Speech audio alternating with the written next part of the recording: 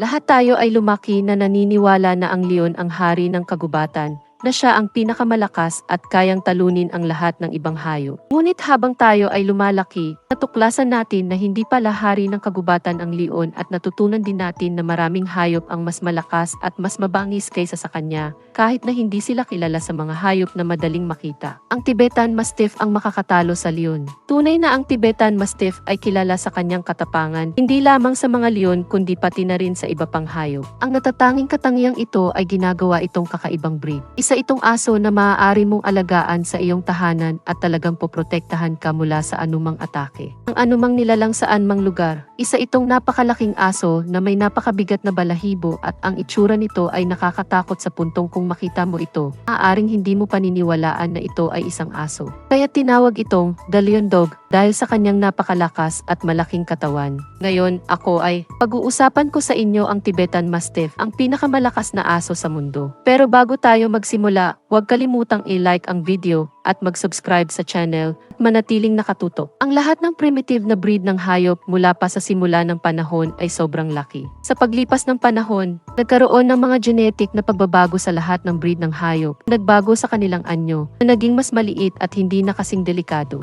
Gayunpaman, hindi nangyari ang genetic na pagbabagong ito sa mga Tibetan Mastiff. Ito ay dahil sila ay kabilang sa mga primitive na breed na nagpapanatili ng kanilang tibay at kakayahang makaligtas. Ang Mastiff ay kabilang sa isang sinaunang breed na namuhay sa Tibetan Plateau at ang mga lokal. Ginagamit nila ito noong nakaraan para protektahan ang mga hayop mula sa mga atake ng mga lobo. Ang likas na pag-uugali ng breed na ito ay nakatulong sa pagpapanatili ng kanilang lahi sa kabila ng paglipas ng panahon. Ang aso na ito ay itinuturing na pinakamahal na aso sa mundo. Kamakailan lang, ang isa sa mga tuta ng Tibetan Mastiff ay naibenta ng halos $2 milyong kahit na tuta pa lamang. Ang Tibetan Mastiffs ay nagbabahagi. Maraming karaniwang genetic traits sa mga lobo at kaya nitong tiisin ang kakulangan sa oxygen sa mataas na altitudes. Nangangahulugan ito na kung magkakaroon ng laban sa pagitan ng leon at Tibetan Mastiff sa mataas na altitude, ang Mastiff ay naiiba sa ibang mga aso dahil ang amoy nito ay palaging masama. Ito ay dahil sa nagpapawala ng masamang amoy ng katawan nito isang beses o 2